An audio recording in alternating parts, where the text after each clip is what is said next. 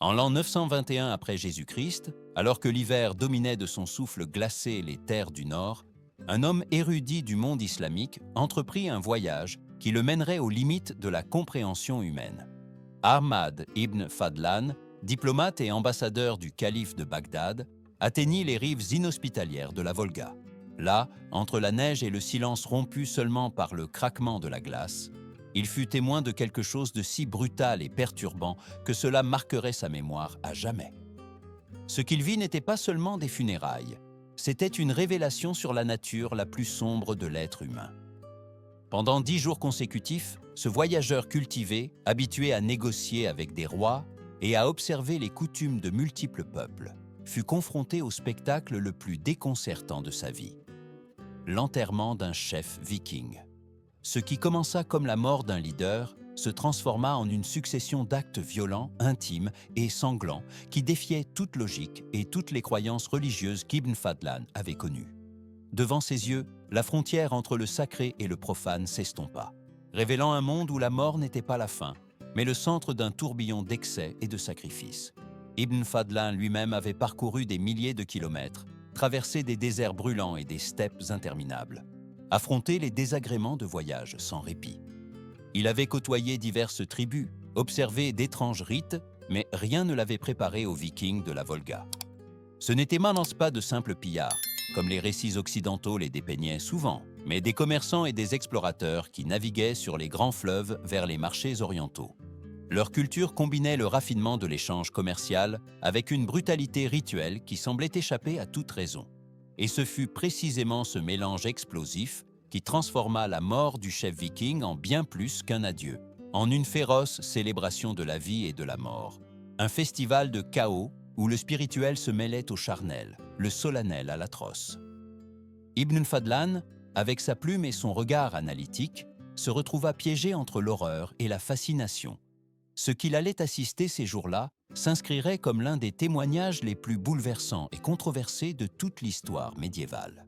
Le protagoniste de ces funérailles était un chef viking qui était mort loin de sa terre natale, lors d'une des nombreuses expéditions commerciales qu'il avait menées à s'enfoncer dans les vastes territoires de l'Est. Pour tout autre homme, la mort en terres étrangères aurait signifié un enterrement simple, un destin silencieux en sol étranger. Mais pour les Vikings, et spécialement pour un leader de haut rang, la fin ne pouvait se réduire à un enterrement ordinaire. La dignité d'un chef exigeait un rite extraordinaire qui assurerait son passage glorieux au Valhalla, le paradis des guerriers, et qui en même temps démontrerait aux vivants la force, la richesse et la suprématie de son clan. Ibn Fadlan, issu d'une tradition où la mort s'accompagnait de prières, de recueillements et de pureté rituelle, fut frappé par le contraste. Dans le monde islamique, un cadavre devait être enterré le plus tôt possible, enveloppé simplement, afin que l'âme trouve son chemin sans distraction mondaine. En revanche, ce qu'il contemplait dans le village viking était tout l'opposé. Un spectacle prolongé, bruyant, chargé de violence, d'ivresse et de gestes qui, pour sa mentalité, frôlaient l'impensable. Ces hommes du Nord n'étaient cependant pas de simples barbares sans but. Ibn Fadlan comprit que ce qu'il voyait n'était pas un excès irrationnel, mais l'expression d'une cosmovision particulière. Pour les Vikings, la mort d'un chef était une affaire collective. Il ne s'agissait pas de cacher le corps sous terre, mais de transformer son départ en un acte qui unissait tous autour du feu, du sang et de l'extase. Les funérailles devaient être une preuve de pouvoir devant les dieux, mais aussi devant les vivants. Un rappel que ce chef n'était pas un homme ordinaire, mais un guerrier destiné à occuper une place éternelle parmi les grands de son peuple. Ce qui, pour Ibn Fadlan, semblait un blasphème, pour les Vikings était la plus haute forme de dévotion.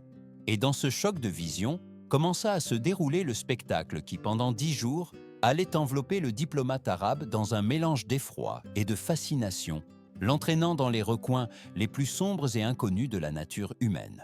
Le corps du chef viking ne fut pas enterré immédiatement. Selon la tradition de son peuple, il devait rester dans une tombe provisoire, un lieu où il reposerait en attendant la préparation de la cérémonie qui marquerait son passage vers l'au-delà.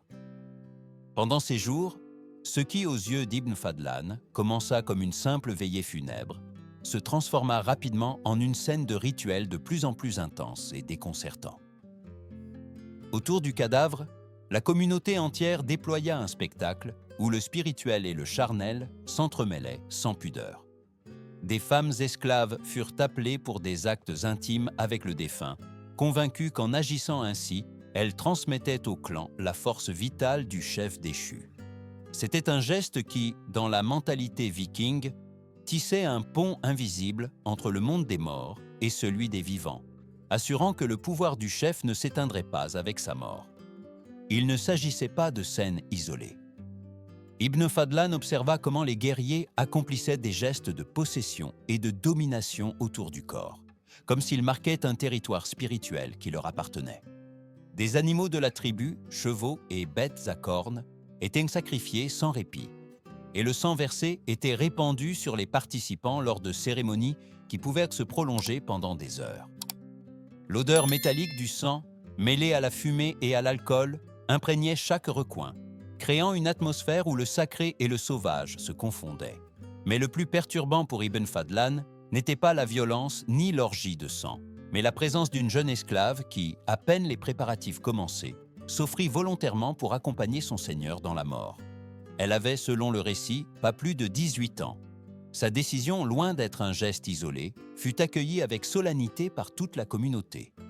La jeune femme savait que les jours suivants seraient marqués par des rituels extrêmes qui culmineraient avec son sacrifice, et elle accepta pourtant son destin avec une sérénité troublante. Pendant ces 10 jours initiaux, Ibn Fadlan comprit que ce qui se préparait n'était pas des funérailles ordinaires, mais une expérience collective qui combinait violence, sexualité, transe et sacrifice. Un rituel où la douleur et l'extase cheminaient ensemble, et où chaque geste, aussi incompréhensible qu'il pût lui paraître, avait un but au sein de la cosmovision viking. La figure de cette jeune esclave commença à dominer tout le rituel. Ibn Fadlan la décrit comme une jeune femme d'à peine 18 ans, avec un visage qui oscillait entre l'innocence et la détermination. Le plus bouleversant était qu'elle n'avait pas été forcée. C'est elle-même qui avait déclaré sa volonté d'accompagner le chef défunt dans son voyage vers l'au-delà. Cette décision, qui pour tout observateur extérieur aurait paru incompréhensible, fut accueillie parmi les Vikings comme un acte d'honneur et de dévotion. Dès le premier jour après son choix, la jeune femme devint le centre d'une succession de cérémonies. Chaque journée était marquée par des rites collectifs auxquels participaient différents groupes de guerriers. La jeune femme recevait de grandes quantités d'une boisson fermentée, chargée d'herbes et de substances hallucinogènes, qui la maintenaient dans un état d'ivresse perpétuelle, oscillant entre la conscience et la transe. Entre chants, tambours et danses, elle était exposée à des expériences physiques et spirituelles qui cherchèrent à la préparer à la mort. Pour les Vikings, ces actes n'étaient pas dégradants, mais sacrés. L'intimité physique, qui dans d'autres cultures était cachée ou revêtue de pudeur, était ici conçue comme une force vitale capable d'unir des mondes opposés, la terre des vivants et le royaume des morts. Dans la mentalité du clan, la jeune femme n'était ni humiliée ni utilisée, mais transformée en un canal d'énergie spirituelle. Chaque contact, chaque caresse et chaque excès était compris comme un transfert de pouvoir qu'elle emporterait avec elle au Valhalla, renforçant à la fois le chef défunt et les guerriers qui restaient. À mesure que les jours avançaient, le corps de la jeune femme semblait perdre son poids terrestre. Ibn Fadlan l'observait avec un mélange d'horreur et de fascination. Ses pupilles dilatées, son rire intermittent qui alternait avec des sanglots inexplicables, ses mots prononcés dans des langues que personne ne comprenait. Tout en elle semblait annoncer qu'elle avait déjà un pied dans l'au-delà, suspendu dans un espace liminal où l'humain et le divin se confondaient. Ce qui touchait le plus l'ambassadeur arabe était la sérénité avec laquelle l'esclave assumait son destin. Il n'y avait en elle aucune trace de désespoir, mais la conviction que son sacrifice lui accorderait une place éternelle aux côtés de son Seigneur dans la gloire des dieux guerriers. En ces jours-là, la communauté viking la vénérait non comme une victime, mais comme une élue. Ibn Fadlan, dans ses écrits, admet que bien que chaque instant le remplit de répulsion, il se sentait aussi obligé de reconnaître la cohérence brutale de ce rôle que la jeune femme avait accepté de jouer. Au 5e jour, les préparatifs prirent une intensité qui laissa Ibn Fadlan profondément perturbé. Le navire du chef, symbole de son pouvoir et de sa vie d'explorateur des fleuves et des mers, fut tiré jusqu'à la terre ferme et placée sur un immense bûcher. C'était le théâtre d'un dénouement qui unissait le voyage terrestre à la traversée spirituelle vers l'au-delà. Le corps du Kodilo fut exhumé de sa tombe provisoire et revêtu de ses plus beaux atours.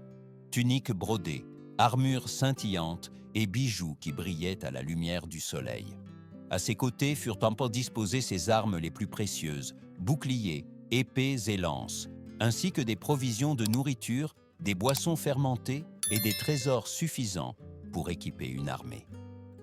Tout cela devait l'accompagner dans l'autre vie, garantissant non seulement son entrée au Valhalla, mais aussi sa position de leader parmi les guerriers morts.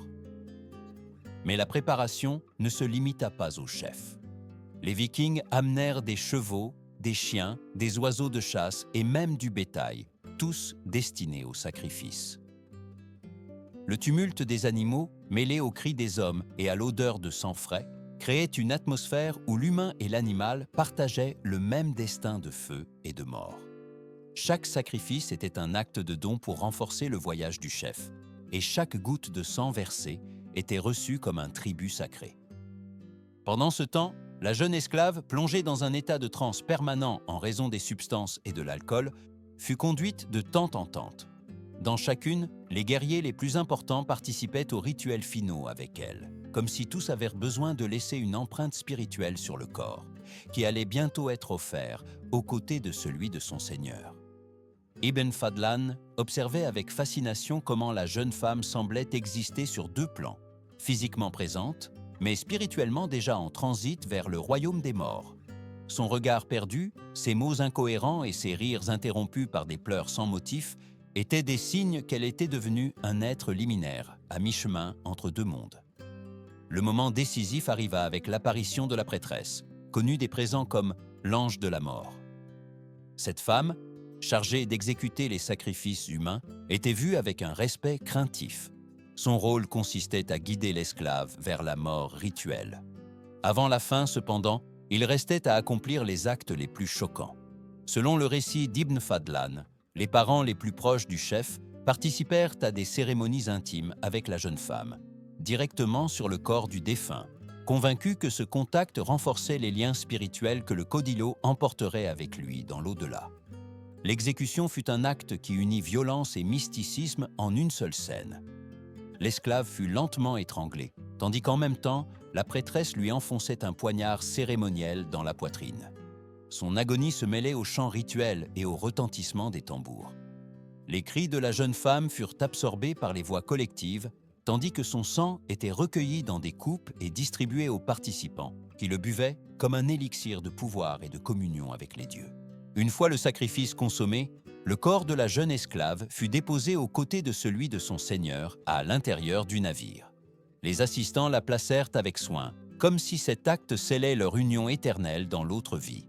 Alors, les parents les plus proches du chef, complètement nus et couverts du sang des animaux sacrifiés, commencèrent une danse frénétique autour du bûcher. Ils couraient en cercle, criant, chantant, s'abandonnant à des rituels collectifs qui semblaient sans limite ni pudeur. Ce qu'Ibn Fadlan contemplait dépassait toute notion de moralité connue de lui. Hommes et femmes s'entrelaçaient dans toutes les combinaisons possibles, au milieu des chants et des gémissements, tandis que le bateau se préparait à brûler. Cette orgie de chaos n'était pas un acte de débauche gratuite, mais la manière dont les Vikings croyaient libérer une énergie vitale, capable d'accompagner le chef dans son voyage vers le Valhalla. Le feu fut allumé à l'instant exact où le soleil se couchait à l'horizon. Les flammes s'élevèrent avec violence, atteignant plusieurs mètres et projetant une lueur rougeâtre sur les corps nus qui s'agitaient autour. Ibn Fadlan décrivit la scène comme une vision de l'enfer.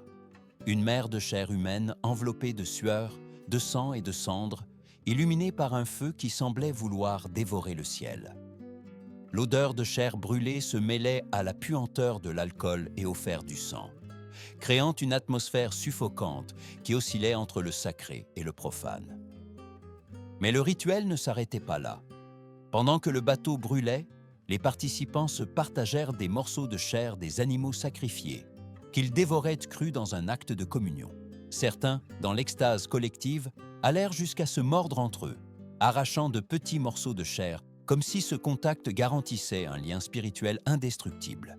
Pour les Vikings, partager la chair, le sang et la sueur était une forme de fusionner leurs âmes en un seul corps collectif qui accompagnerait le chef dans son ascension. Les chants, les tambours et les cris ne cessèrent qu'au lever du soleil. Lorsque les premières lueurs du jour apparurent, il ne restait que des cendres et des os calcinés.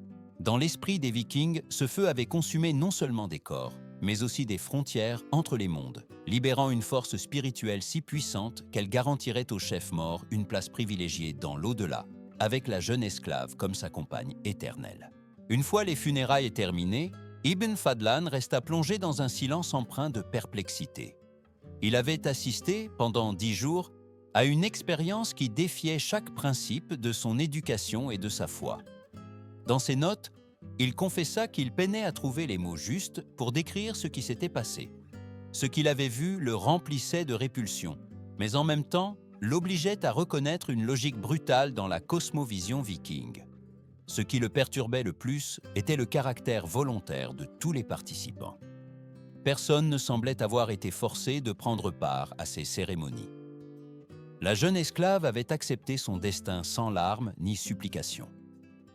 Les guerriers participèrent avec fierté aux rites les plus extrêmes.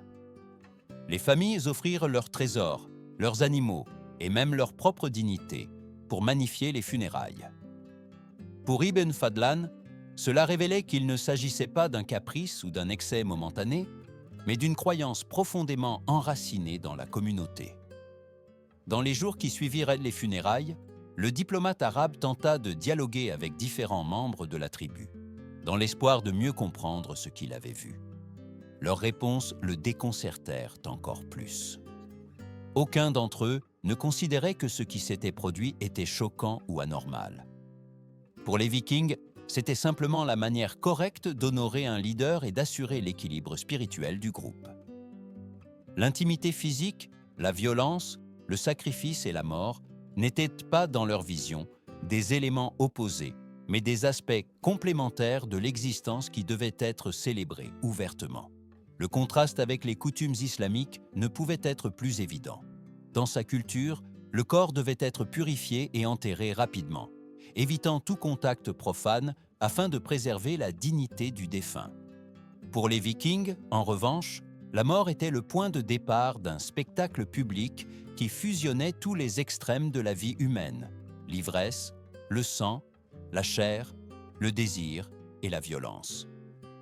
Dans l'esprit d'Ibn Fadlan, cette opposition radicale entre l'ordre et le chaos, entre la pureté et le mélange, révélait la distance insondable entre deux mondes.